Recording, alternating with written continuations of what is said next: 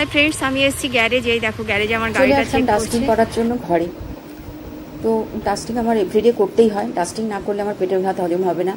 যেদিন ডাস্টিং আমি করতে পারলাম না, হয়তো প্রচণ্ড শরীর খারাপ, বিছানা থেকে উঠতে পারছি না, বা এত কাজের প্রেশার যে আমি ঘরে করে উঠতে পারলাম না, সকালবেলা কিছুই থাকে না, কিন্তু ওই যেটুকু ওই ক্যান্ডেল গায়ের লোমঠো মোড়ে ওগুলোই পরিষ্কার করি। এভরিডে মুছলে তো সেরকমভাবে নোংরা কিছু থাকে না, তো সেই সবই পরিষ্কার করছিলাম। আর মানে আমি বিছানায় চট করে শুই না, তো খুব হেভি শরীর খারাপ থাকলে তখন বিছানায় শুই, তখন ঘরটা দেখি আর নিজের ভেতর ভেতর কষ্ট পাই। এই অভ্যাস আমার বহু বছর, 30 বছরের উপরে। তো এইসব করে তারপর যাব কফি খেতে। এই যে ক্যান্ডিকে একটু আদরও করে নিলাম, তার মাঝে ওকে একটু আদর করলে আমি এনার্জি পাই। ব্যাস আমার এদিকে কমপ্লিট হয়ে গেল মোটামুটি। চলে আসবো এবার বেডরুমে। বেডরুমে একটা ওয়ার্ডরোব না, এটা একটা ড্রেসিং টেবিল, সেগুন কাঠের, বহু পুরনো। এটা আমার মেজদার এক বন্ধু আমাকে দিয়েছিল, মেজদার থ্রুতেই দিয়েছিল। তো সেটার আয়নাটা খুলে বাথরুমে লাগিয়ে দেওয়া হয়েছিল, রাখার জায়গা নেই, কী করবো। টেবিলটা এখানে রেখেছি, ঘরে এত বেশি জিনিস হয়ে গেছে, টেবিল রাখার জায়গা নেই, তাই এই ফাঁকটার মধ্যে ঢোকানো হয়েছে। তো এই টেবিলের উপরে বহু জিনিস রয়েছে, সেগুলো সব পাট করে গুছিয়ে রাখছিলাম, ঝেড়ে মুছে পরিষ্কার করে গুছিয়ে রাখি। কারণ আমি আগের দিনই দেখছিলাম একটু ধুলো লাগছিল। আসলে ফ্যান চলে তো, আর কুলারটা চলে, বাইরে ধুলোগুলো মনে হয় ঘরে ঢোকে। তা না তো আমার তো দরজা সবসময় বন্ধই থাকে, আমি বাইরে বেরোই আর কোথায়, এই আর কি। Hi hello good morning my beautiful family, welcome back to my another new blog. কেমন আছো তোমরা? আই হোপ ভালো আছো, সুস্থ আছো। দেবীপক্ষের সূচনা, চক্ষুদান দিয়ে দেবীপক্ষের সূচনা মহালয়া হয়ে গেল। আর তো কটা দিনের অপেক্ষা, তাই না, দুর্গাপুজো। তবে হ্যাঁ, আগেকার দিনে দুর্গাপুজোর যে চার্মটা ছিল সেটা কিন্তু নেই। চারিদিকে এত কিছু হয়ে গেছে না, সত্যি সকলের, আমার বলে নয়, প্রত্যেকটা মানুষের মনই হয়তো বিষণ্ণ। কারণ যার যার বাড়ির ছেলে মেয়ে চলে গেছে, মানে চিরতরে বাবা মাকে ছেড়ে চলে গেছে, সেই বাবা মার কোল খালি। তোমা আসছে ঠিকই, কিন্তু মন সকলেরই ভারী। আগেকার দিনের মতন দুর্গাপুজোর সেই একটা চার্মিং ব্যাপার, সেটা কিন্তু আর নেই। মেবি হয়তো বলে না জেনারেশন গ্যাপ, বয়সের সাথে সাথে সব কিছু চেঞ্জ হয়, মেন্টালিটি চেঞ্জ হয়, ইচ্ছে অনিচ্ছা, ভালো লাগা মন্দ লাগা সবটা চেঞ্জ হয়ে যায়। তো সেই জন্য হয়তো সেই জিনিসগুলো এখন আর মনে হয় না। তবে এখন ম্যাক্সিমাম কি বলতো, খুব মেকি লাগে সব কিছু। আগেকার কি বলবো, 10-12 বছর আগের কথাই বলছি, একটা অন্য রকমের সে বলে না মাটির গন্ধ, সেই জিনিসটা ছিল, খুব ন্যাচারাল একটা ফ্লেভার ছিল। সেই জিনিসগুলো এখন আর পাওয়া যায় না, সব কিছু মেটেরিয়ালিস্টিক হয়ে গেছে। সেই মানে উদ্দীপনা বা দুর্গাপুজো আসলেই সেই জামা কাপড়ের একটা কেনার ঝোঁক। হ্যাঁ, আমি নিজের জন্য বিয়ের পর থেকে কখনো কিনতাম না, কারণ আমি সারা বছর জামা কাপড় কিনতাম। আমার জামা কাপড়, শাড়ি, এগুলোর ভীষণ বেশি শখ ছিল। আমার ব্লগ তোমরা দেখে নিও, পুরোনো ব্লগগুলো, প্রচুর শাড়ির ব্লগ রয়েছে, আর প্রচুর মানে আমার কিছু অ্যাসেটসের গয়না, কিছু ভালো ভালো অ্যাসেটসের ভিডিও রয়েছে। যারা ইচ্ছুক তারা দেখতেই পারো, গিয়ে দেখে এসো, তাহলে বুঝবে আমি কতটা শৌখিন। আমি ঘর সাজাতে খুব ভালোবাসি, পরিষ্কার পরিচ্ছন্ন থাকতে ভালোবাসি, নিজেকে পরিষ্কার রাখতে পছন্দ করি, আর কি টিপটপ থাকতে পছন্দ করি। আর জামা কাপড় হ্যাঁ আমি খুব পরতে ভালোবাসি, নিত্য নতুন। তবে এখন আর কেনার ঝোঁকটা নেই, রাখার আমার জায়গা নেই। আমার 3টে আলমারি ঠাসা শাড়ি, জামা কাপড়, সো আমি এখন কিনি না। আমার যা রয়েছে না, সত্যি বলছি, মানে হাল ফ্যাশন যেগুলো বলতে পারো, সব কিছু রয়েছে আমার কাছে। তো আমার কেনার কোনো প্রয়োজনই পড়ে না। আর পরার সময় কোথায়, আমি ওই সন্ধ্যাবেলায় এক একদিন এক একটা শাড়ি পরি, কারণ শাড়ি পরতে আমি প্রচণ্ড ভালোবাসি। শাড়ি আমার সব থেকে ফেভারিট একটা পোশাক বলতে পারো। শাড়ির উপরে কোনো পোশাক আমার ভালো লাগে না, তো শাড়ি পরতে ভালোবাসি। এবং প্রত্যেক দিন যখনই রিলস বানাই, আমি এক একটা করে শাড়ি, হয় নতুন শাড়ি ভাঙি, না হয় যেসব শাড়িগুলো একবার দুবার পরা হয়েছে সেই শাড়িগুলো পরে রিলস বানাই। তো এই হচ্ছে ব্যাপার। তবে হ্যাঁ, মা আসছে, এটা একটা আনন্দেরই ব্যাপার। তবে মায়ের কাছে একটাই প্রার্থনা থাকবে, বছরটা যেন, বাকি বছরটা সকলে খুব ভালো কাটুক, কোনো মায়ের কোল যেন শূন্য না হয়, এটাই প্রার্থনা। সকলকে আশীর্বাদ দিও, ভালো রেখো। আর এই যে তীব্র অন্যায়গুলো হচ্ছে, এই অন্যায়গুলো থেকে মুক্তি দিও মানুষকে। অন্যায় হয়ে যাচ্ছে, অন্যায়কারীর কোনো শাস্তি নেই। কি আছে, 3 মাস জেল খাটছে, বেরিয়ে চলে আসছে, বুক ফুলিয়ে ঘুরে বেড়াচ্ছে, কিছুই হচ্ছে না। যার যাচ্ছে তার চলে যাচ্ছে। এগুলো দেখার পর না আর কিছুই ভালো লাগে না। তখন মনে হয় যে সত্যি পুজোতে কি আর আনন্দ করবো। গাড়ি সার্ভিসিংয়ে গেছিলাম, তো গাড়ি সার্ভিসিংয়ের ভিডিওটাও তো তোমরা এর সাথেই পাবে, আগে পরে কখনো আমি তোমাদেরকে অ্যাড করে দেবো। কারেন্ট সার্ভিসিংয়ে গিয়েছিলাম গতকাল বিকেলবেলায়, আমি ভিডিও করেছি। তো তখন, এখন তো দুপুরবেলাতেও আমাদের এখানে বাজারটা খোলাই থাকে, ম্যাক্সিমাম মার্কেটের দোকান খোলা থাকে, মানে জামা কাপড়ের দোকান, কসমেটিক্সের দোকান। তোমার হেনার দরকার ছিল, এই যে মাসে একটা এটাই লাগে, এত বড় প্যাকেট তো, এটা হাফ হাফ করে হয়ে যায়। আর আমার চুল হেভি মোটা আর লম্বা, ঘন চুল আমার, তো আমার অনেকটা হেনা লাগে। এটা অনেকখানি রয়েছে জানো, সেনাজ ইউজ করি আমি সব সময়। আর এই যে শ্যাম্পু, এই শ্যাম্পুটা আমি অনেক দিন থেকে অর্ডার দিয়েছিলাম, তো সেই শ্যাম্পুটাও এনে দিয়েছে। এটা হচ্ছে, আমি সবসময় কিন্তু অশ্বিনী ইউজ করি, আর যারা ইউজ করেনি হ্যাঁ তারা একবার পরে দেখো, একবার নয় কন্টিনিউ করে যেতে হবে। আমি তো দীর্ঘ 20 বছর ধরে ইউজ করছি, আমার চুল তো নতুনত্ব সমানেই, দেখো দেখেছো সারা মাথায়, মানে চুল আছড়ানোর পরেও না একদম ছোট ছোট সেই বেবি হেয়ার বলে না, সেগুলো একদম পুরো ভরে থাকে।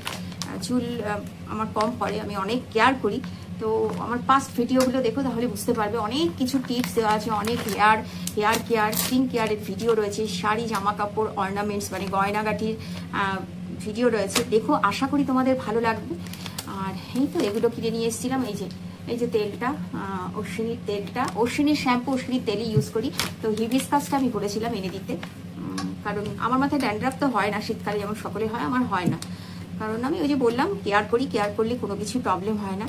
আর এই যে টপ কোট একটা কিনেছিলাম, নেল পলিশের টপ কোট, দেখা যাক এটা নাইকার, এটা কেমন হয় দেখি, ভালো হলে তো ভালো। স্টে করে নেল পলিশটা, আসলে কাজের হাত তো উঠে যায়, এত দামি নেল পলিশ হলেও উঠে যায়, থাকে না, কাজ করতে গেলেই একদিনের মধ্যেই দেখি মানে হাফ উঠে গেছে। তো চলো, আর এই যে কফি নিয়ে এসেছি, এখন একটু কফি খাবো, আর খাবো বিস্কিট, প্রাণ টোস্ট, বাংলাদেশের প্রাণ টোস্ট, এখন আমার ভীষণ ভালো লাগছে খেতে বাংলাদেশের প্রাণ টোস্ট। ঠিক আছে, এখন রাখি, আর বাকি রান্নাবান্না অবশ্যই শেয়ার করবো তোমাদের সাথে। দেখি কি রান্না করা যায়, অনেক কিছু ফ্রিজে রয়েছে, ম্যাক্সিমাম মাছ তো রয়েইছে, কারণ আমি মাছ সবসময় স্টোর করে রাখি, মাছ ছাড়া আমি ভাত খেতে পারি না। সপ্তাহে কোনোদিনই আমি নিরামিষ খাই না, পারি না খেতে, আমি নিরামিষ খেতে ভালো লাগে না। খুব কাজের চাপ থাকলে তখন হয়তো সিদ্ধ ভাত খেয়ে নিলাম, ওটা ভালো লাগে, গরম গরম সিদ্ধ ভাত, ডিমের অমলেট, ঠিক আছে, কিন্তু নিরামিষ পার্টিকুলার কোনো ডে বেছে খাওয়া হয় না আর কি। ঠিক আছে, চলো ভাই, অনেক গল্প করলাম তোমাদের সাথে। হ্যালো ফ্রেন্ডস, এই দেখো এই মাছটা নিচ্ছি, 1 কিলো 250 বললি না? 1 কিলো 250 কাতলা মাছ।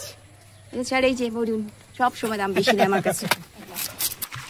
কতটা মাছ হয়েছে দেখো, এরকম জ্যান্ত মাছ খেতে কিরকম লাগবে বলো তো, হেভি টেস্টি হবে একেবারে, মানে আমি লাকিলি পেয়ে গেলাম। বরুণের কাছে রুই থাকে সবসময়, কাতলা থাকে না, আর আমার কাতলাটাই বেশি ভালো লাগে। তো মাথাটা দিয়ে দেখি মুড়ি ঘন্ট করবো, আর এই মাছের পিস করে দিল, একটা হয়েছে 1 কিলো 250। এই দেখো মাছের মাথাটা ভাজতে বসিয়ে দিয়েছি, কাতলা মাছের মাথাটা ছিল, মাথাটা ধুতে কি অবস্থা খারাপ, এত সেই গায়ে মানে স্লিপারি একটা ব্যাপার, লালাটা থাকে না, জ্যান্ত মাছ তো এরকমই হয়। অনেকক্ষণ ধুলাম, তারপর আবার নুন দিয়ে মাখিয়ে ভালো করে কষলে ধুলাম। এই মাথাটা দিয়েই চাল কুমড়ো করবো, বাজারে যাবার তো টাইম নেই যে চিংড়ি মাছ নিয়ে আসবো, ভেবেছিলাম চিংড়ি মাছ দিয়ে সর্ষে বাটা দিয়ে করবো, হলো না, অন্য কোনো সময় করবো। আর এই যে চাল কুমড়োটা কেটে দিয়েছি, চাল কুমড়োটা বীজ ছিল, বীজগুলো সব ফেলে দিয়েছি। আচ্ছা, আর এখানে রয়েছে দেখো পাবদা মাছটা, অনেকগুলো পাবদা মাছ রয়েছে, আলু আর বেগুন দিয়ে করবো, সর্ষে বাটা দিয়ে করবো না, সর্ষে বাটা দিয়ে খাওয়া হলো, এই জন্য আলু বেগুন দিয়েই করবো। এদিকে দেখো বেগুনগুলো সব নুন হলুদ দিয়ে মাখিয়ে রেখেছি, দুদিকে দুটো কড়াই বসিয়ে দেবো। চলো রান্নাটা বসাই, এবার রান্নাটা করি, সাথে থাকো।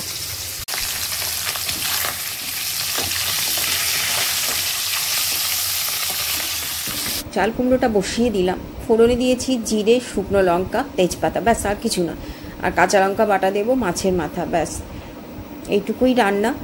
আর কাঁচা লঙ্কা বাটাও কিন্তু দিয়েছি, জিরে গুঁড়ো দিয়েছি, নুন হলুদ তো লাগিয়ে, আর সামান্য একটু মিষ্টি, খুব সামান্য, আমি মিষ্টি কম খাই। এর আগের অনেক ভিডিও, যারা আমার প্রথম থেকে ভিডিও দেখো তারা জানবে, লাস্টে ধনেপাতা দিয়ে নামিয়ে নিয়েছি। চাল কুমড়ো আমার খুব একটা পছন্দের নয়, তবু পাশের বাড়ি থেকে দিয়েছে তাই রান্না করলাম। এদিকে ভাত হয়ে গেল, বসিয়ে দিলাম পাবদা মাছ।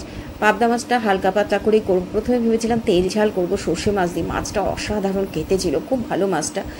পরে দেখলাম না, অনেকটা বেগুন রয়েছে, তাই বেগুন আর চন্দ্রমুখী আলু দিয়ে করলাম। চন্দ্রমুখী আলুটাই আমি খাই, আমি জ্যোতি আলু খাই না, মানে অন্য কোনো আলু খাই না, আমার ভালো লাগে না আলু খেতে। এটাতেও তাই, শুধুমাত্র লঙ্কা বাটা, কাশ্মীরি কালো জিরে ফোড়ন দিয়েছি, ওটা দিয়ে পাতলা করে ঝোল। আর এটা খেতে কিন্তু খুব ভালো লাগে। আর এটা দেখলেন, এটা গাজর পেঁপে সব বিভিন্ন রকমের সবজি দিয়ে ক্যান্ডি সিদ্ধ। এই যে লাস্টে ধনেপাতা ছড়িয়ে দেবো, ব্যাস রান্না হয়ে গেলে। যে দুটো কুকারে, একটা ওদের চিকেন ভাত ডিম সিদ্ধ, আরেকটাতে আমার ভাত হচ্ছে 4টে, সোয়া 4টে, 4:30 হয়নি। এই হচ্ছে পাবদা মাছ আলু আর বেগুন দিয়ে। কেমন লাগলো রান্না জানিও। আমার তো ভীষণ প্রিয় একটা ডিশ এটা। আর বড়ি নেই এখন, ভালো পাওয়া যায় না, তাই দেওয়া হয় না। বর্ষার মধ্যে আমি বড়ি দিয়ে শুকাতে পারবো না, সেই জন্য বড়ি দেওয়া হয় না। হচ্ছে এই যে মাছের মাথাটা দিয়ে, কাতলা মাছের মাথা দিয়ে চাল কুমড়ো, একদম সাবেকি রান্না, বেঙ্গলের ট্র্যাডিশনাল একটা রান্না।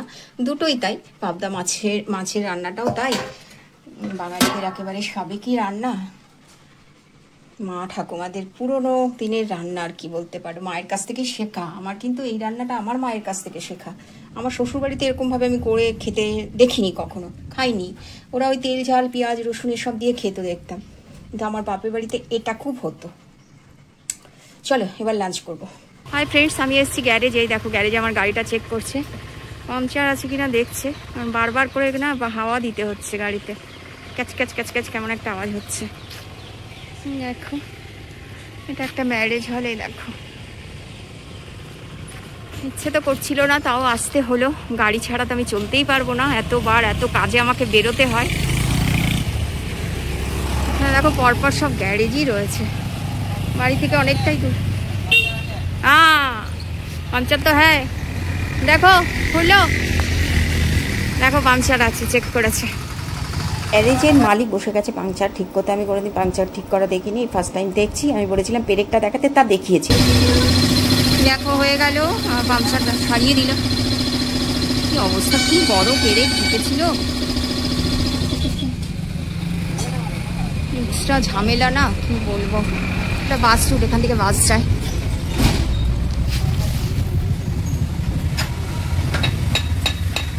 এগুলো টিউবলেস টায়ার তো, ওইদিকে আমাদের ওদিকটা খোলেই না, বলছে এখানে খোলাই হয় না।